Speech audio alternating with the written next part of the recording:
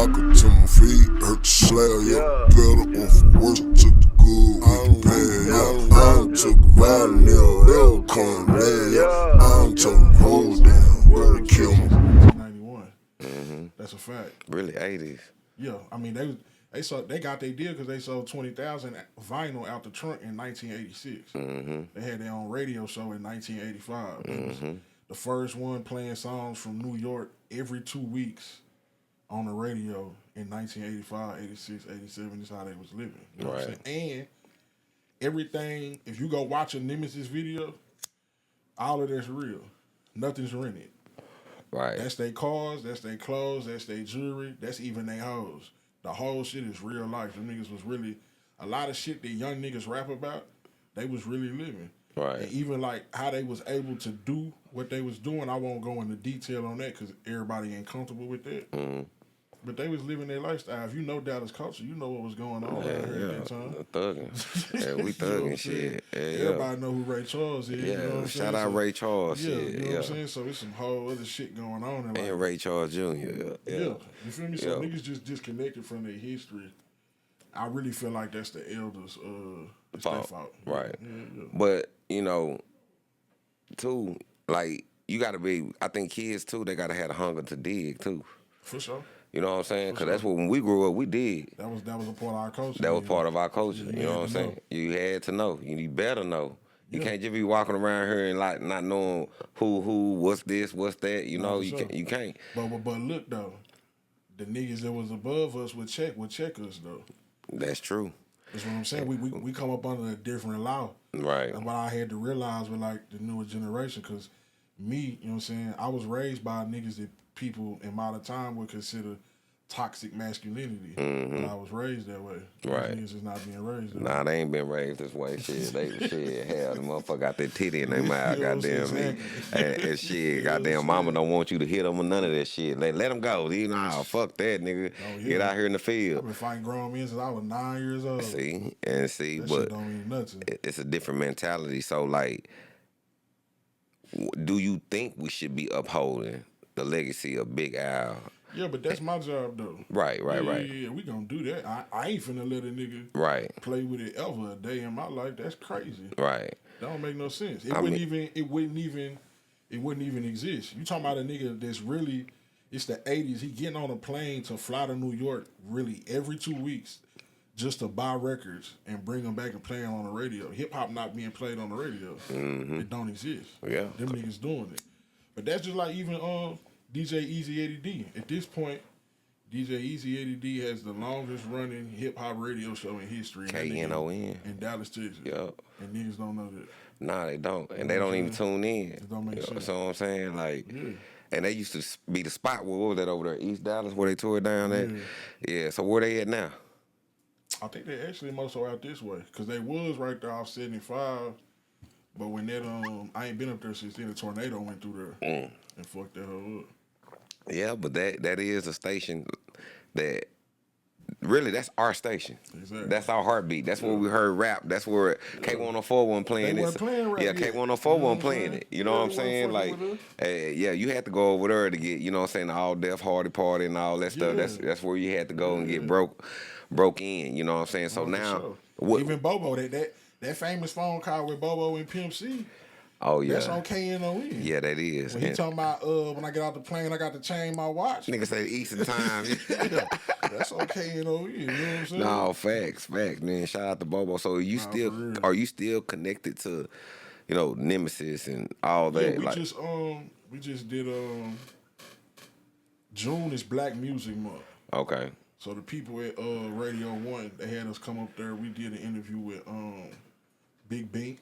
Okay. On 97.9, and we did his podcast, and that should be out next month. So we all was there. Right. I just fill in for my daddy. Okay. And as you should, you know what I'm saying? As you should. So how you be making your rounds? Like what you got a manager? What, like, how you be connected to? Cause like last time I know I was jamming, you was on Sirius satellite radio and all this stuff like that. Just really like maximizing relationships. Right, relationships. I do that shit myself. Though. Right, and the booking the shows out here. What's the best venue? What's your best venue out here in Dallas? To perform in? Yeah. Probably Trees.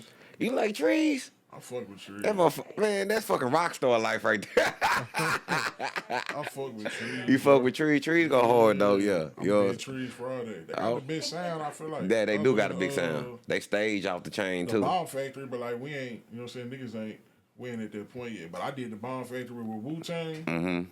That was off the chain. 5,000 people. Ooh. I was like, oh shit. I heard they remodeled that mug. That's a lot of They sold it right after the pandemic. Yeah, I gotta check it out. It's finna be reopen. I think I heard Erica. It's open.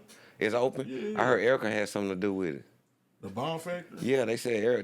That's what I'm hearing through the grapevine. It may not be true, but I heard she had something to do with helping with, like reopen it. You thinking about the Forest Theater? Nah, not the Forest. I know what that is. Nah, I don't think so. Oh, okay. All right. Well, maybe my source is wrong. Yeah, the white boy got a divorce. Mm-hmm. His wife got him for that shit. He owned Trees, the Bomb Factory, and Canton Hall.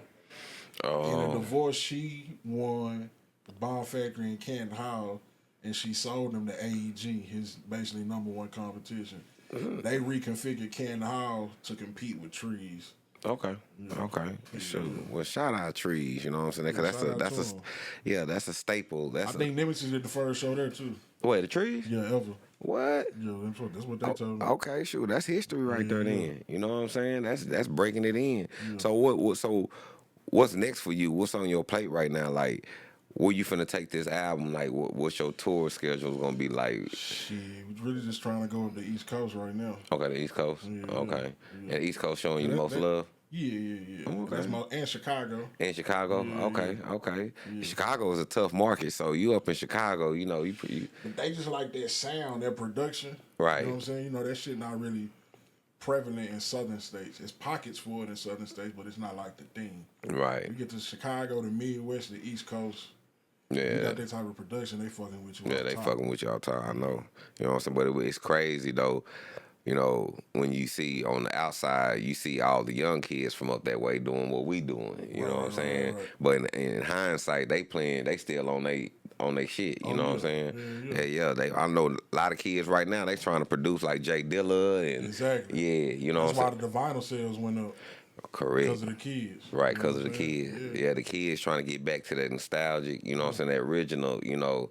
Yeah, and I feel it. And that's why I be telling people, when you're doing music right now, go make your album. Go put it in the stores. They still buying wax. For sure. They still buying wax. Selling CDs now. I mean, yeah. So what, you gonna put your shit on wax? Yeah. I need to get a wax copy. I need to get an autographed wax copy down. There you go. You're so hot. Now you gonna get one on GP. Yeah. I'm gonna do a limited edition run, and then niggas just been fucking with me since the beginning. Right. I'm gonna give y'all one. You know what I'm saying?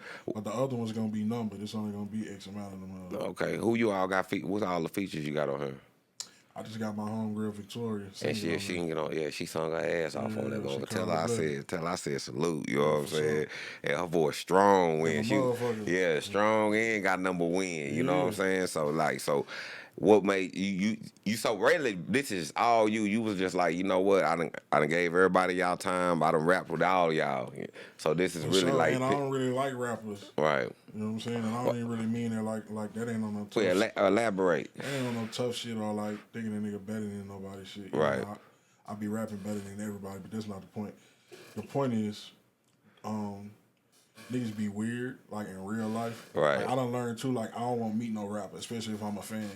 You be a fan of a nigga and then you meet a nigga and it's like, damn. Yeah, that nigga shit on you, nigga think. It don't even meet. For me, it'd be like, I'm very big on authenticity. Right. You know what I'm saying?